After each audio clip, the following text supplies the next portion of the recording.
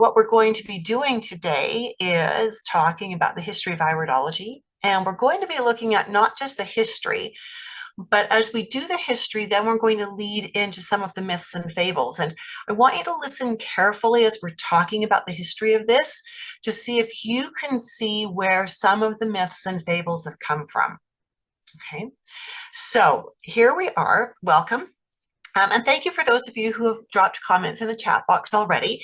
You will find that the more you play with me in the chat box, the more information you're going to get out of me. That's just how it works. Your interest and your curiosity fuels my desire to share all kinds of information. So let's have you drop in comments as you can. Peggy says she's on the road traveling, might lose you. Fantastic. Well, I'm just thrilled that you're joining us on the road. Thanks so much for that. So again, feel free to drop comments in the chat box if you've got questions and they're appropriate for where we're at. I am more than happy to work those into what we're talking about today as well. So many of you have some basic background in iridology. Peggy is a graduate of my course, so I know what her background is. The rest of you, I don't know what your background is, but what I'd also like to know from you here is, what is your background? Have you been following somebody on Instagram or on Facebook? Have you taken courses? Have you read books? Let me know what your background is, because that will also give me context for how I present the information today. We really do need, as iridologists, to understand where iridology has come from.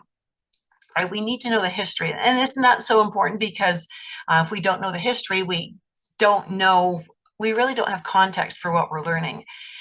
We also need to keep in mind here that iridology is an evolving science. It is not finished yet.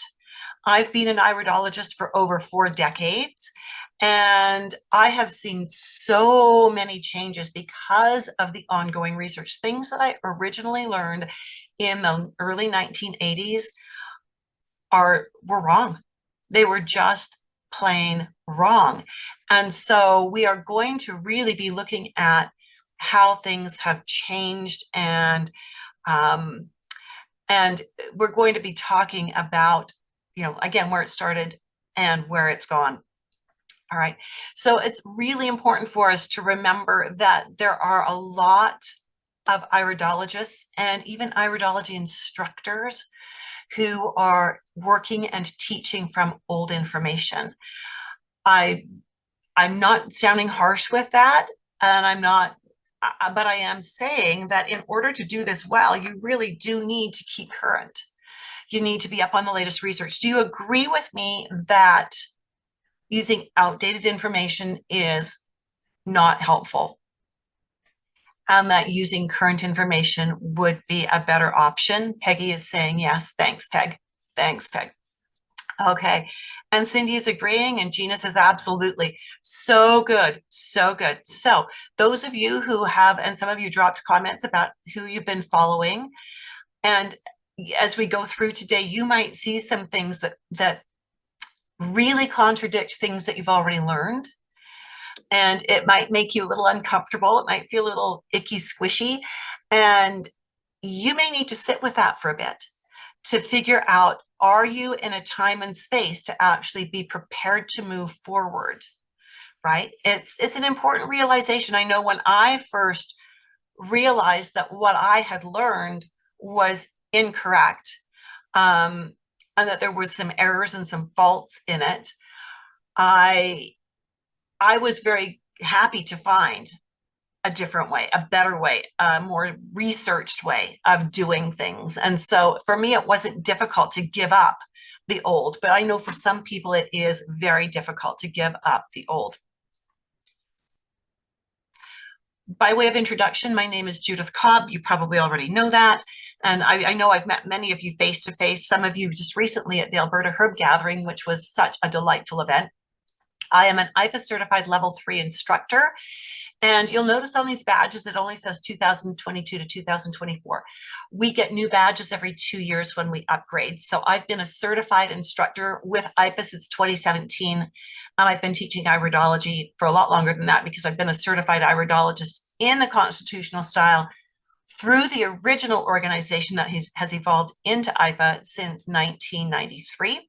And I've got iridology certifications predating that are not quite as valuable to me as my constitutional work through IPA. Over the 4+ decades that I've been involved in holistic healing, I've designed and taught many different courses on everything from pregnancy and prenatal health to children to general information for the general public. And right now my focus is on teaching health professionals. I have also written and self-distributed and self-published several books. All of them are out of print, except for the textbook that we use for iridology, and that is digital, and it is only available to my students. I'm a member of the Canadian Association of Holistic Nutrition Professionals and the Canadian Association of Natural Nutritional Practitioners, and also a professional member of the Alberta Herbalist Association. And so these are really important credentials to me because we can learn to identify things in the eyes. We can name markings till we're blue in the face. But if we don't know what to do with them, then our iridology knowledge is of no value. Do you agree with that anyone can learn to identify markings, but not everyone actually learns how to interpret those markings, and not everyone knows how they work together? Peggy says, absolutely. Absolutely. And Grayanne, I hope I'm saying your name properly. Grayanne, yes, fantastic. And Gina is saying yes as well. So good, so good. And because of that, it's really, really important that you have a course in anatomy and physiology before you learn iridology. That's a prerequisite for my course, is that if you decide you want to join us, we'll talk about, do you have the A and P you need? So important. And so let's hop into this. Iridology began way before you or I have ever imagined it, right? It's got its roots in Egypt, India, China, and Greece. And so with these roots, and we're finding evidence of this, archaeological evidence, that people were looking at the eyes. We don't know exactly everything they were doing with looking at the eyes, but we know they were looking at the eyes. And we know that good science evolves, right? Science isn't so much the art of giving us absolutes as it is the art of asking questions to get better information. Do you agree with me on that? That science is the art of asking questions and doing investigating? If you agree with that, yeah, fantastic. And so that's what iridology is. It is the ability to ask questions and to get better answers. So asking questions about what do we see in the eyes and what does that mean, but also using what it means to help us create programs for our clients and to move us forward. So we always need to be asking questions. We always need to be challenging what we know. We always need to be investigating so that we can move the science forward. And this is so great. Gina's saying she's an RN for 31 years, had A&P way back. Yeah, you know what though? If you still have your RN license, if you're a licensed RN, then you're good to go. You're good to go. And anything else you need for A&P, you'll pick up in my course if you join me in my course. This is one of the myths that started with iridology, or started the iridology process. So many of you have heard the owl story, Ignaz von Petschley, an 11-year-old boy in Hungary. And that's all we know for sure. Because after that, the story starts to get convoluted. Was it a hawk? Was it an owl? Did he catch it, and did it break a wing or a leg in the process? Did he come upon this animal that was injured and was able to trap it and take it home to nurse it back to health? We don't know any of the details, except that we know that Ignaz says that what he saw was a black line in the bird's eye. We'll call it an owl for sake of ease. a black line in the bird's eye and as in the owl's eye. And as he nursed this owl back to health, that black line disappeared. Now, what we know is there's a couple of things we know. Number one, you'd think with all of the animal rescue facilities that there are around the world, and particularly bird of prey rescue facilities, because that's a very niche area, wouldn't you think that somebody there would have seen something similar? But it's never been reported or replicated. Okay, so that's one thing. The second thing is Ignatz thought that he could, as he got older, he became a medical doctor, so that's really cool. But he extrapolated that if you saw it in a bird's eye, you would also see it in a human eye. And what we know is that the structure of a bird's iris is very different from the structure of a human iris. So we can't necessarily extrapolate straight across. What we do love about Ignatz is that something from this incident with the owl, whatever that incident was, spurred him on as a medical doctor to look at his patient's eyes very closely, to draw images of his patient's eyes using colored charcoals, and to start correlating their stories and comparing eyes and stories to one another, so that he actually began to create the first map. Now, I just think that's mind-boggling that anyone would think to do that, that they would think to correlate the information and to accumulate it and to sort it through. I mean, I think it would be a daunting task with a computer program. And here he was doing it by hand. And so that's very cool that he did that. Ellen Jensen said this, even August von Petschle, who was Ignatz's uncle, recognized years later that Ignatz was looking at an owl's eyes and not that of a human, and that he did not have the proper equipment to prove what had been recorded in the stories. It is time for iridology to move forward based on sound research rather than hearsay. And I totally agree with that. But again, Ignatz became a doctor. He was using a 2-power magnifying glass to draw his maps, which is incredible. That's not a very strong one. But he also then struggled because he couldn't understand why some people with a particular marking had symptoms and others didn't. Right? He was thinking that the iris told us exactly what was happening in the body right now. And so this is where one of our little myths that we talk about, because we know that the irides are genetic, not transient. And so because of that, we know that a non-genetic impact is not going to show up in the eyes. Now, for some of you, I've just blown you out of the water, right?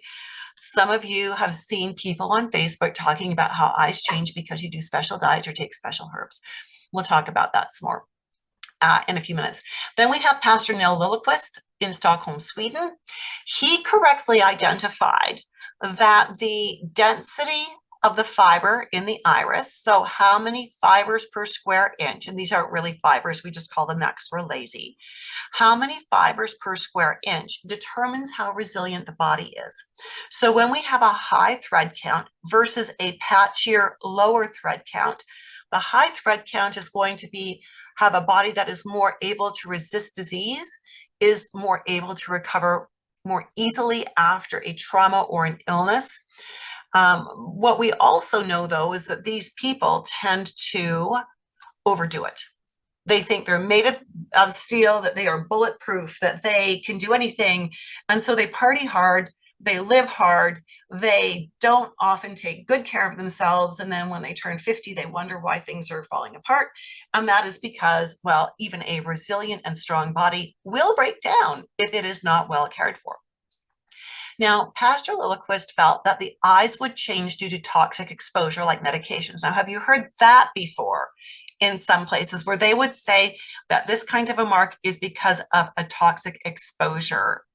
Yeah, you've heard that. Well, we now understand that this is actually melanin, which is simply one of the pigments that we create that lives in our eyes. And it is a genetic marking. It is a genetic marking. These can build up over time, again, as a result of genetic cues or epigenetics. But the iris itself is very stingy. Once it has accumulated something, it's not likely going to give it back. So we can cleanse, we can fast, we can take special herbs, and these are not going to dissolve easily, if at all. But they are not the result of toxic exposure. The color of the pigment tells us which organ genetically wants to be out of balance, and the placement of the pigment tells us which organ is going to be most affected by that sort of a chain reaction, a domino effect. Okay, so am I rocking your world just a little bit here? Are you going, whoa, hold on a minute? If you are, that's good. I am here to challenge false beliefs. So if you're a little bit squishy and squirmy right now, I'm happy I've got you in the right place, because now you're thinking, now you're asking questions. Now you are wanting to investigate deeper, and that's what we want. Pastor Emmanuel Falca also worked on building an iridology map. There's an institute in Germany called the Falca Institute that teaches this and teaches constitutional iridology. Did you know that in Germany and in Russia, you have to be either a licensed medical doctor, or in Germany, they would call a naturopath a Heilpraktiker, in order to practice iridology? That is how highly iridology is regarded in Germany and Russia. Does that add validity to what we're doing? I think it does. So Pastor Emmanuel Falca, again, started laying the foundation for others to build on by defining our constitution. So we talk about the three basic constitutions in constitutional iridology: lymphatic, biliary, hematogenic. He laid that as the foundation, and he was also an iridology instructor. Then we have Rudolf Schnabel, also in Germany. So much of this is coming out of Germany, right? And that's where it originated in the modern day, like in the early 1800s. He researched pigment and pupil tonus. So he was looking at those different colored flecks or freckles in the eyes. He was looking at the size and shape of the pupil, because the size and shape of the pupil is much more dynamic and it can change, as opposed to the iris, which is much more static because of its genetics. So Rudolf was one of the first to use a microscope to examine the iris. Interesting. So we've gone from a 2-power magnifying glass to a microscope. How interesting. I love what he says, because some of you have had quick little weekend courses or one-day workshops or a 3-hour introduction to iridology, and it's left you thinking, what? This doesn't make sense. This, how do you use this? It's just over the top. It's not as simple as one mark means one thing, right? And you figured that out. But Rudolf was saying this way back in the late 1940s. It was no easy task. And those who believe or would like to believe that handling iridoscopy, which is what they used to call iridology, can be learned within a few weeks or even days, are mistaken and do a disservice to a good cause. That's exactly why when I teach my course, I teach it over 20 weeks. And that's just the course. If you want to certify, it's more time beyond that, because I want you to learn the principles, master the principles, understand how to integrate those principles, what questions the eyes want you to ask your client, and I want you to understand protocol formation from what you've learned from the eyes. Gina's saying, wow, Gina, I love that. I love that. That sounds like it's kind of a, whoa, I didn't think it would be that much, but that sounds good. So I'm glad to see that. Joseph Ongerer, I just love this guy. I wish I had had the chance to meet him. He looks like somebody I would like to adopt as a grandpa, right? He just looks so sweet and so much like I just want to give him a big fat hug. He was a student of Schnabel's. He became a naturopath, and he was concerned about the different languages used by iridologists. Have you noticed that?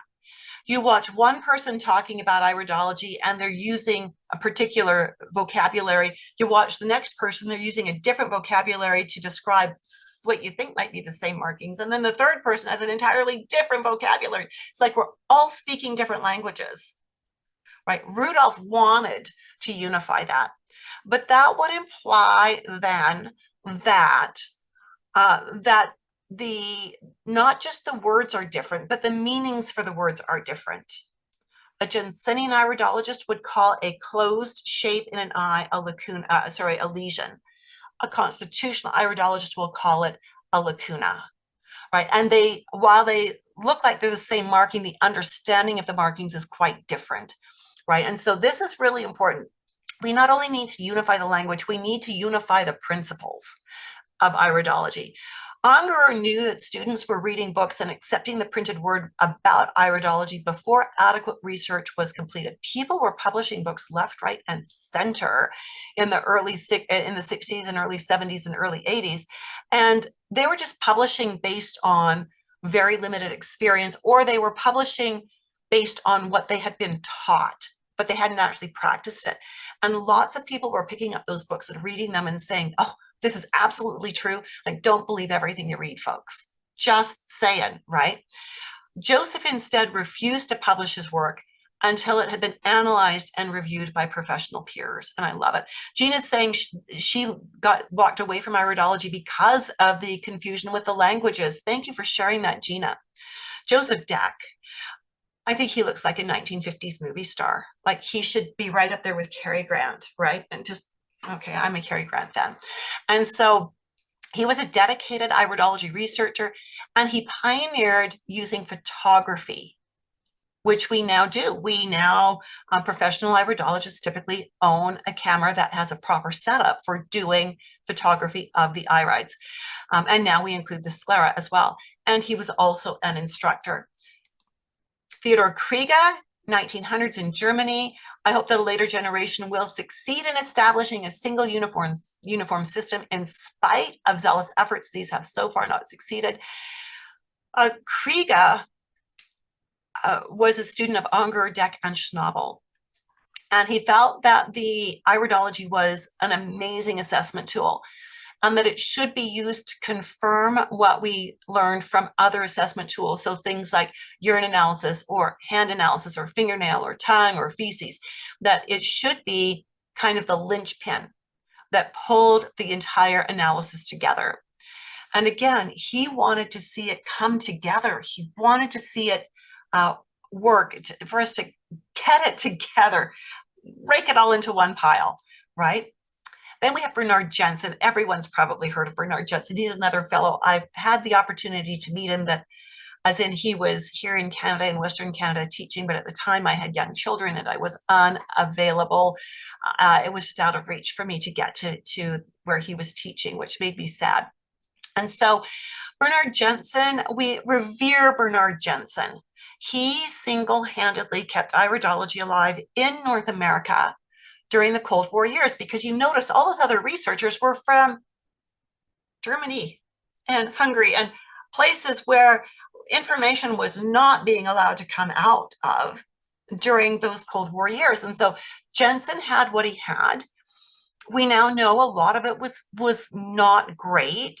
A lot of it has been proved to be wrong, but man, he did so much good, right? He had a health ranch in California, in Escondido. People would come to see him after having been to the Mayo Clinic, being told, you've got 3 weeks to live, go home and get your affairs in order. And they'd go, heck no, I'm not going out without a fight. They would end up in California. Dr. Jensen would literally nurse them back to health using everything he knew about the eyes and nutrition and herbs and just body care and mind care. And, 25 years later, they're working for him on his ranch still. I mean, a brilliant, brilliant man. Certainly no dissing going on here at all. Iridology has continued to evolve. Then we have Harry Wolff. I want you to think back, a few slides back, we talked about Joseph Deck. Harry Wolff is an American-born German. He's still alive. I've been in touch with him. Very cool. And I don't know why he was interested in odd things, but he picked up a book by Joseph Deck that was written in German, and it was about iridology. And he started studying it, going, wow, wow, wow. So he started teaching what he had learned there.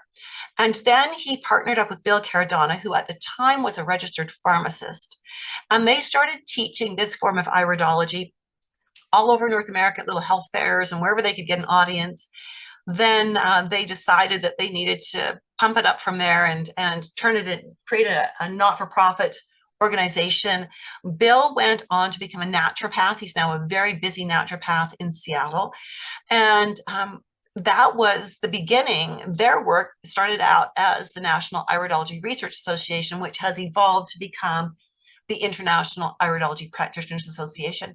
Bill was my personal instructor for constitutional iridology, and my experiences with him, even before I started studying with him, were instrumental for me in leaving the Jensen iridology that I learned and going full constitutional. So we know that there are 3 styles of iridology that are primarily practiced around the world. These are the biggest ones, and there's more. Pesach and Morse. I mean, there are more, right? There's just more. But Jensenian, Rayid, or emotional, also known as behavioral and constitutional. So quick look at Jensenian. Jensenian was originally taught by Bernard Jensen. And again, we love the man. He taught that the iris changes when the body changes. Healing lines would come into the iris, he said, as you heal the body. Lacuna shape and size would change. And we now understand that healing lines, that the eye is made up of layers of fiber, and those healing lines don't magically appear. They've always been there. It's just that if you don't have before and after pictures or a series of pictures taken over years, you don't know that they've always been there. We now know that lacuna size and shape doesn't change. That is genetically set, just as these healing line fibers are genetically set. And the lacuna will appear to change size and shape based on the pupil size. Pupil gets bigger, iris tissue compresses. It's like taking a balloon and squishing it. It's going to look like it's getting fatter, right? If the pupil gets smaller and the iris tissue stretches, we're going to stretch that balloon. It's going to get longer and narrower. I hope that makes sense. Quick explanation there. Traditional Jensenian iridologists have often done iris readings cold with no background information from the client. And there's a well-known fellow who used to be here in Western Canada. You'd go in to see him, you'd sit down, and if you tried to say even hello, he would shush you. He was just going to look in your eyes, tell you what was wrong, then you stop at the front desk, purchase whatever you needed, and he just did not care who you were or how. He didn't want to know anything about you. He just wanted to tell you based on your eyes. We don't do that now. Traditional Jensenian iridologists have a very different style from modern Jensenians. The traditional ones that were taught by Bernard, again, the eyes change, lacunae change. We can change the color of your eyes, turn those brown eyes blue kind of thing. But Ellen Jensen has updated Bernard's teachings, and she has come much more constitutional, although when she does an analysis, it still feels very Bernard Jensenian to me. Rayid, or emotional or behavioral, teaches that emotional traits are genetic and are revealed by markings in the irides. Readings can be done cold. Information gathered from the irides may be combined with personal and family history information for interpretation. So the kinds of markings that we as physical iridologists look at, and behavioral or emotional iridologist looks at that and sees it in an entirely different light. They're looking at it from the angle of personality traits, of lessons to learn, of emotional behavior kinds of things. And that we touch on that a little bit in constitutional in my course, because it can be very helpful in helping you to understand how to work with your clients. Founded by Denny Johnson, he is still alive and well and doing much with this. Continued by Jim Burgess, also John Andrews, I believe it is, in the UK, is doing some brilliant work in this area as well. Constitutional originated with Joseph Deck and others. Most of those European iridologists have impacted constitutional in some way. Used by medical doctors in Italy, Germany, and Russia, which to me gives huge validation to this. Correlative medical studies are being done. There's even modernly, there's a study being done in Southern California. It's been going on for about 6 years now, where they are looking at different pigment in the eye and what are they seeing for genetics. So they're running like 23andMe genetic tests to correlate with what they're seeing in the eye. Very interesting information coming out there. Constitutional teaches that the eyes are a reflection of the genetic structure of the body. So how was your body put together at the moment of conception? That's what the irides are going to tell us. The sclera is going to tell us what you're doing with it. So the sclera is very dynamic. The iris is very genetic. And constitutional is the foundation of what I teach in the dynamic iridology assessment system program. Constitutional, this is one of the biggest things that I learned from Bill Cardona, and I just love this. He said, iridology does not give us answers. It tells us what questions to ask. We practice that a lot in the dynamic iridology program. We have information about the client. We look at the eyes. We want to take the information we know, superimpose that over the eyes, understand the eye markings. Now, what questions do we want to ask? What questions can we ask that will give us deeper information to understand more about what our client is experiencing and what we need to do? Other iris and sclera changes may continue to become visible with time, revealing areas that may need support. So we always want to integrate the sclera as well. And background information is important. Readings are not done cold. Now we're going to take a quick look at some eyes. This is really a highlights tour of things, right? So when I started learning iridology in 1979, constitutional iridology had not yet reached Canada and was not widespread in the US, right? That was about the time that Harry Wolff was reading books in German, no less. So I studied and embraced what was available, and that was the work of Bernard Jensen. But I started getting frustrated with it after about 5 years, and 10 years into it, I was absolutely ready to walk away from it. And here's why. I would see an eye like this one, and I had been taught that each of these lesions was a current pathological problem that was happening right now that we absolutely needed to address. And as I would talk about these lesions using the Jensenian term, as I talk about these with my clients, and I'd say, well, this means you have, and they would go, no, I don't. Well, this means you have, no, I don't. This means you have, no, I don't. And I was wrong like 90% of the time. Really hard to be wrong that much and to feel like you're doing anybody any good. Really hard for your clients to even have faith in you if you're always wrong. And we were taught that these lines that are inside here were healing lines, that meant that things were healing. And yet we were doing that from the very first impression. So you sit down, you look at their eyes, you see these lines. Oh my goodness, look at your healing. How do we know they're healing? It's the first time we've seen them. We don't have a photo from when they were 2 years old to see if these lines have been there all along. I've got photos now spanning 20 years of some of my family members and showing that these don't come and go. They're genetic. It's another layer down in the iris. All right.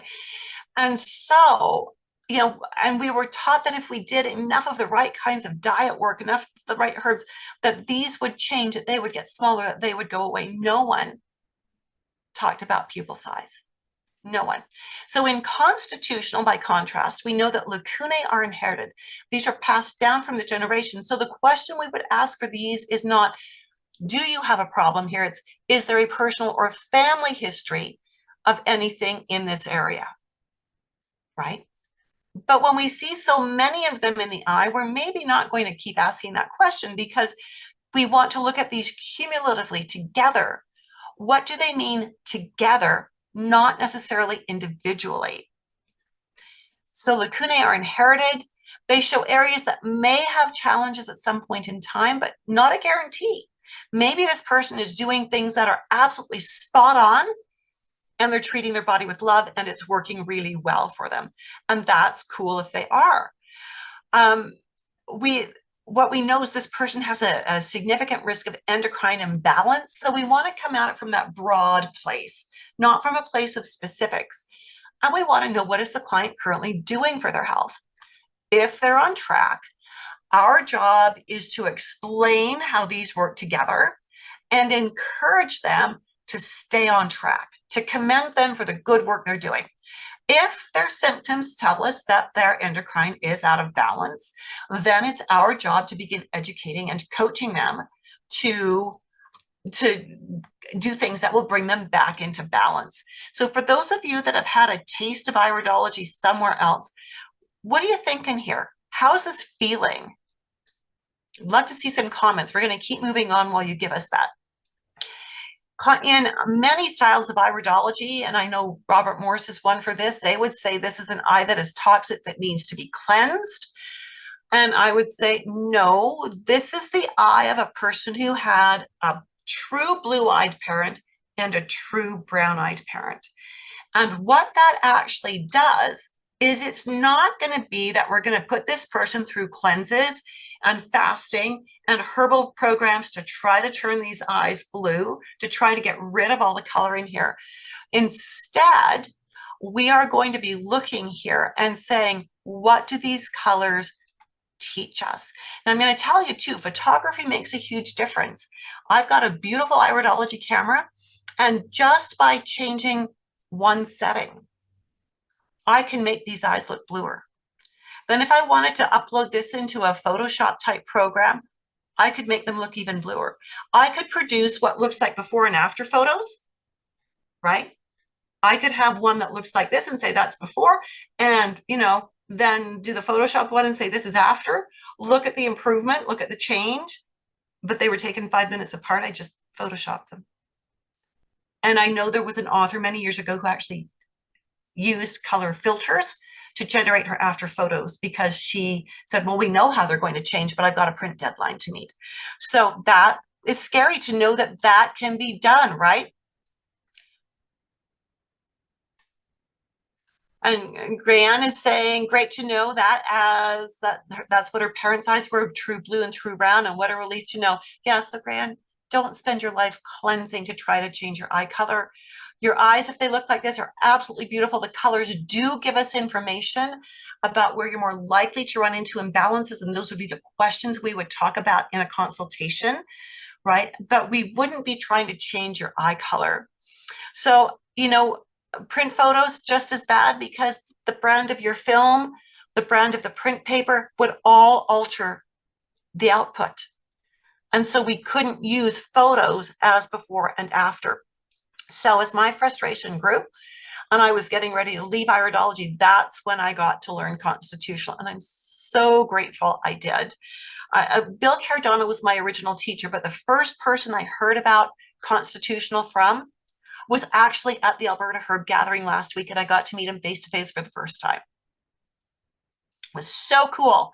So cool. He had a table set up next to mine. He was selling his herb books and I was selling mine, and he was kind of listening in as I was doing mini assessments. And after an assessment, he'd go, wow, has iridology ever come a long way? And I kept saying, yeah, but you were the reason. I saw him talk at a conference. I said, you were the reason that I went constitutional. So I have to thank you for giving me a start that you didn't even know you gave me. So really fun. So with this, in this particular eye, we know that liver and kidneys are the dominant organs for this person. We know that this person's sympathetic nervous system is always in high mode. And we know that we are going to have to support digestion here. And so when we see that in an eye, we're not going to, pardon the crudity of this, we're not going to vomit that information all over our client. We're going to ask questions. First off, what are the symptoms the client wants help with? As we understand those symptoms and we understand digestion, liver, kidneys, nervous system for this client, how do those symptoms tie into those organs and systems?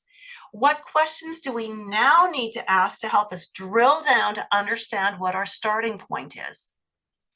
Right? And so this is the beauty of iridology. We don't assess every individual marking in here as a standalone marking. We have to assess the eye and the person as a whole. How are things interconnected? Now, for those of you who had the little introductory iridology things that made you go, pooh, not doing that. How is this feeling for you? There's a lot to learn, but how is it feeling knowing you don't have to identify every marking and that we're going to tie important markings together? Gina's saying much better. Love that. Absolutely love that. Anybody else? Feels great. Grayanne is saying, fantastic. In old iridology, again, every lesion was a problem. Lesions could be healed away. Pigments could be cleansed out. but that is not the reality. We know that markings like lacunae are passed down over 3 to 4 generations. We know that pigment tendencies are passed down over 3 to 4 generations. So again, the question isn't, do you have a problem? It's, is there a personal or family history of? And then we want to be working to support our client to help them build their health so that they are getting stronger, they're getting healthier, and it's a genetic range. So, if we've got a range of this, get my hands in the camera, of this for digestive function, and this is the low end, and this is the high end. So this is poor function, this is strong function. And you've inherited a possibility here. We can't take you beyond this, but we can take you right up to there, right? And then if you have not had children yet, but you're going to, and we get you built up, then you pass on a stronger health potential to your children, right? That's what this is all about. And so we need to be aware of how everything works together. So in the old style, this person would be either headed for a nervous breakdown or just coming out of one. And they would have parasites, and we would be parasite cleansing this person until they were blue in the face. What we actually know is that with this person, she lives in a high stress body. She internalizes her stress very, very deeply. She came to me wanting to get pregnant. She's mid-30s, Asian woman. And so as I'm looking at things, I see challenges potentially with her ovaries. I see nervous system. I see the possibility that she likely doesn't methylate her B vitamins that she's consuming. And that's going to be a fertility challenge for her as well. And so as we got to talking, it became very clear that she was PCOS, she was type 2 diabetic, and all diagnosed by her doctor, but her eyes are giving me clues in that direction. So I'm asking questions. Has anyone ever suggested PCOS? Has anyone ever suggested type 2 diabetes? And she's going, yeah. So we started working with her diet to clean it up, because that was a bad thing that she was doing. Her diet was really awful. We got her on the right kinds of Bs, and she took her 18 months to get totally balanced to where she could conceive, but she did conceive and delivered a very beautiful baby boy. And in spite of what the doctor said would happen, she did not develop gestational diabetes. That never happens. If you're a type 2 diabetic going into pregnancy, you always develop gestational diabetes. She did not. We kept her healthy and strong. So what are some changes we could see in eyes? These are my husband's eyes. First one when she was 42, or when he was 42, he's a he. And next one when he was 65. You look at the color change and you go, wow, he must have cleansed. Look at the light. Different cameras. This was a print film camera with an incandescent flash. This is a digital camera with an LED flash. The incandescent and the LED, very different light colors, which will always change the appearance. What you will notice is that when he was 65, he had this pigment. And he still has it. He's turning 69 next week. But notice at the age of 42, he didn't have that. Now, he's my husband. He's on herbal programs. He eats as cleanly as I can get him to eat. He doesn't drink coffee. He doesn't drink alcohol. He doesn't smoke. He's got an active lifestyle, right? And so he's accumulated this pigment. Notice none of the other pigments have gone away. Some of them look paler because the light is brighter. But this pigment has accumulated. And so that tells us which organ genetically is moving, wanting to move out of balance, is moving out of balance. And the placement of the pigment tells us which organs are going to be impacted by that the most. Okay, so really important for us to see here. Also, look at the capillaries and look at how this capillary, especially, and this one, this was thinner, this was thicker. As he's gotten older, this one, I call this the Harry Potter scar. This is now thicker, but this one is thinner. So it tells us things are shifting in his body, right? We have maps that help us understand that. Healing lines. These are my eyes. 2017, looking right down here. We're trying to see, do we see healing lines? Looking right here. 2019, I had broken my wrist in 2 places, had surgery, 2 metal plates, 12 screws in my wrist. this looks exactly the same as this. And then literally 10 weeks later, I fell down some stairs, broke the olecranon, the same arm, broke it right off, and had to have surgery again. Look again. Exactly the same. Pupil size is different, which is why these lines are wavier. Notice this is bigger, this is smaller. Remember, big pupil compresses iris tissue. When iris tissue compresses, tissue looks wavier, right? So still no healing lines, still nothing like that in there. And then when we finally healed up, got all the casts off, still have the hardware in my elbow and my wrist, but that arm still looks the same. Again, the color difference is accounted for by the fact that when you're a little stoned coming out of surgery and you're trying to remember to take your eye photos, you might mess up on a setting or two. Just saying. Can we cleanse pigments out? No, we can't. This is what Harry Wolff says. In fact, it's bogus and a dogma only found among some holdouts from the Lindlar, Kreutzer, Jensen schools of thought. The notion that certain metals, minerals, toxins routinely show up as diagnostic indicators in the iris has long been refuted and proven unreliable. There is no evidence to support the notion that heavy metal toxicity is measurable in the iris, likewise drugs and candida. Dark spots are genetically predetermined, as is the overall color scheme. So when you see people online that are saying they've changed their eye color, consider the photography behind it all, that is going to have a huge impact on the output. Can you make lacunae disappear with cleansing? So what I want to do is I want to look right in here. So again, we've got the same picture taken with two different illuminators on the same day. Okay, so look at the light artifacts. That tells you we used a different light source. But notice everything, it changes. When we change the pupil size, look at these lacunae right here. Look at how they appear to change when we change the pupil size. A lot of people would take these and turn them around and say, look at, we cleansed, we started here. And as we cleansed, look at how those lacunae got smaller. They didn't get smaller, they got stretched out. Okay, so it's all about pupil size. It's about the equipment you're using, so important. Can we see parasites? No, we cannot. I was originally taught that these were parasite lines. They meant you had parasites, and they meant if you did a good parasite cleanse, these would go away. Again, I agree with Harry Wolff. I can't tell you how many people I put through parasite cleanses in those early days, and these lines did not change. Harry Wolff says, American sources from the turn of the 20th century are very unreliable, repetitive, and very misleading, with silly and debunked notions like drug spots, psoriatic itches, healing lines, parasite lines, and brown eyes turn blue with detox. Right? These actually tell us about interruptions in the nervous system feed. This tells us about how the nervous system wants to function.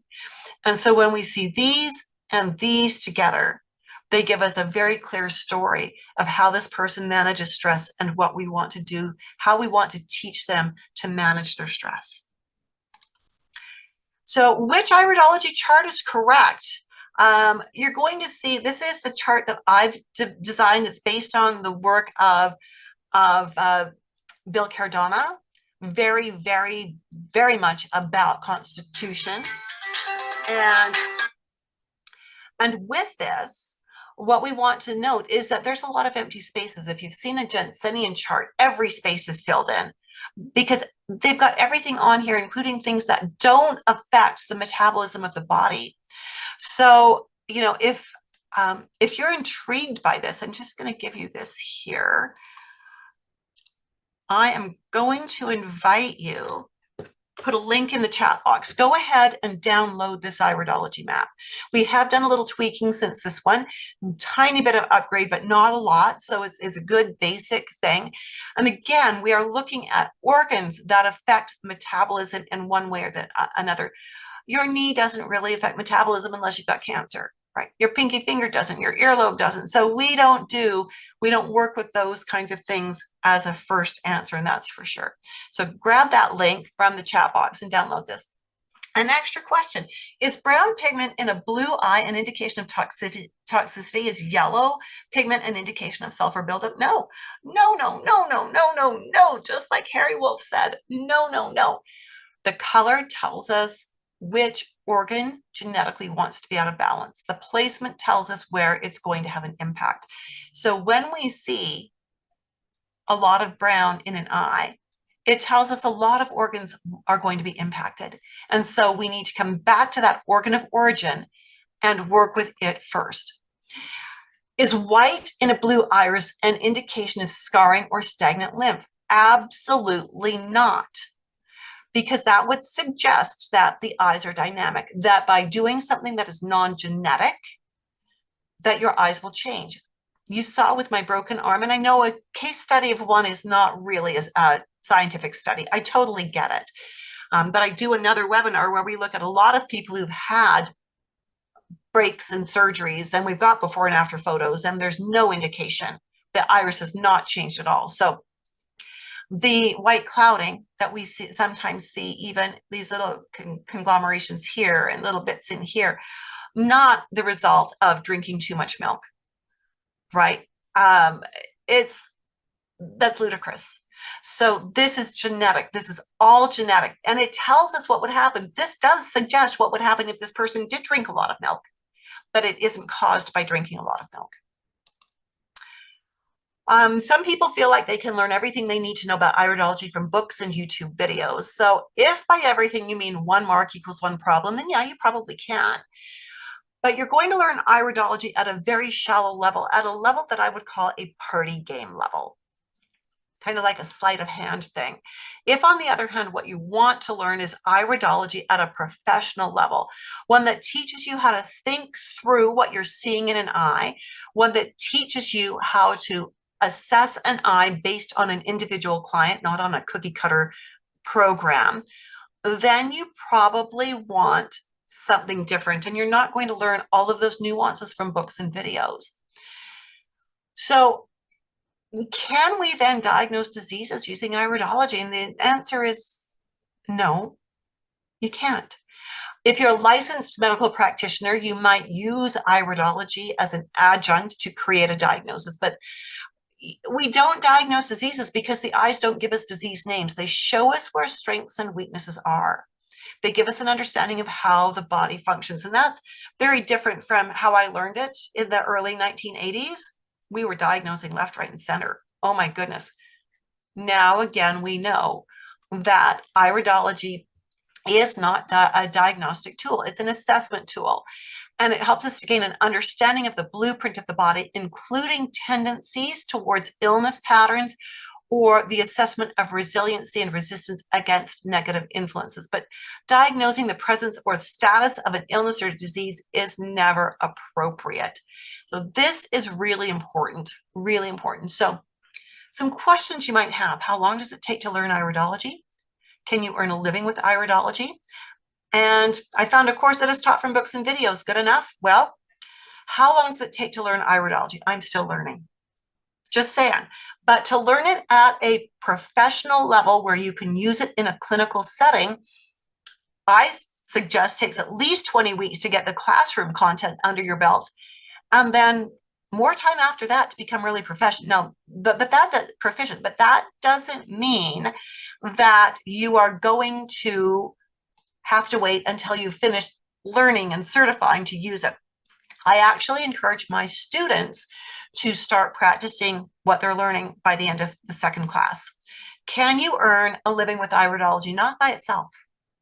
You need to have a modality to go with it. You need to have herbology or nutrition or aromatherapy or acupuncture or something to go with it, because otherwise all you've got is something that tells you where the problems are, might tell you what you can do about it, but if you don't actually have the modality, that's the what to do, you're dead in the water, right? So you always want to have a modality so that you can understand the client's problems and then give them solutions, help them understand what they can do with it. I found a course that is taught from books and videos. Is that good enough? Well, I'm going to say no, because you can't learn all the nuances from books and videos. Iridology is not a formulaic science. Two people can have the same marking, and that marking may mean a couple of different things based on family history, based on symptoms.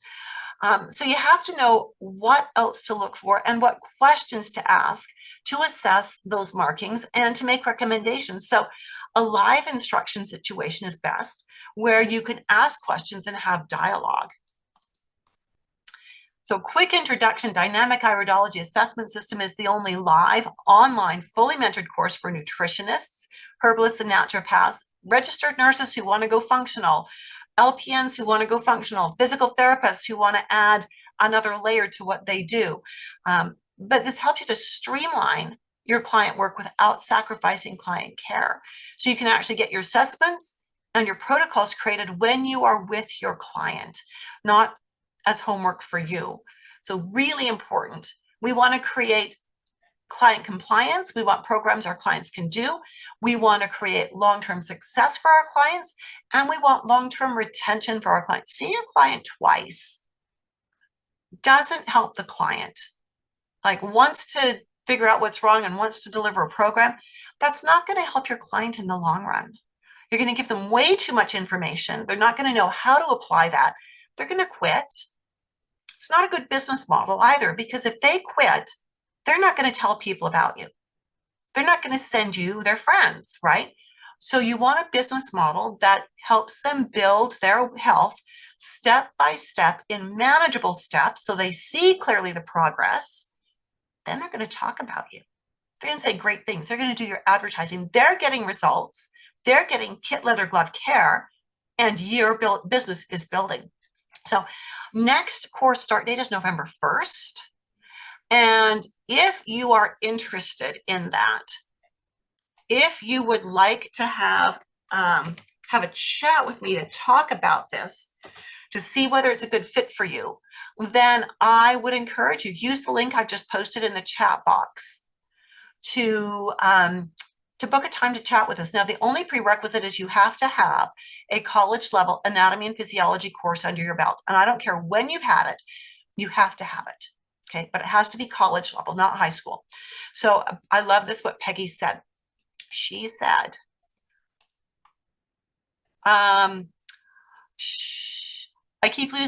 she kept losing connection, but I want to quickly say I couldn't have asked for a better teacher. Judith is hands-on. The knowledge she has taught is so helpful for myself and my loved ones. A course beyond what I could have, lost this, a course beyond what I could have ever imagined, and so grateful for Judith. I recommend this course from her. Fantastic. Thank you so much. Oh, love you too, Peg. Love you too. So if you're interested in learning more about the course and you've got A&P, that's the link. Mike Knapp, naturopath from Arizona, I asked him, why did you take my course online? He said, the interactive online platform with an experienced teacher and practitioner.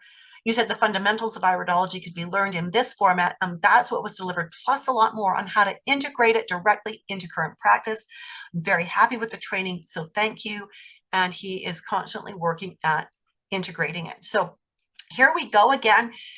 Just seriously, if you've got that A&P under your belt and you want to look at learning iridology at a professional level, use that link that I put in the chat box. Let's have a chat to see if it's a good fit. The purpose of the call is to talk about your strengths, to talk about your goals in your business, to talk about what you want to be doing with this. And then it's to see if this course is a good fit. I'm going to tell you it's not a good fit for everybody, but you don't know it until you talk to me. And I insist on talking to you, because if it's not a good fit, I'm going to suggest other things for you. Right? If it is a good fit, I will invite you to enroll.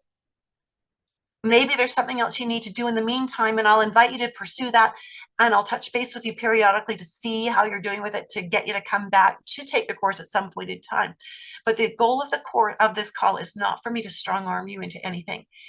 I only want people for whom this course is a good fit, because that builds the energy in our community. It builds the energy in the course, and it's lovely. Cindy says, thank you. This will give me a lot to think about. What is the cost to take your course? Cindy, book a call. Let's have a chat. Let's just have a chat and talk about that and, see where it'll take us. Would you do that for me?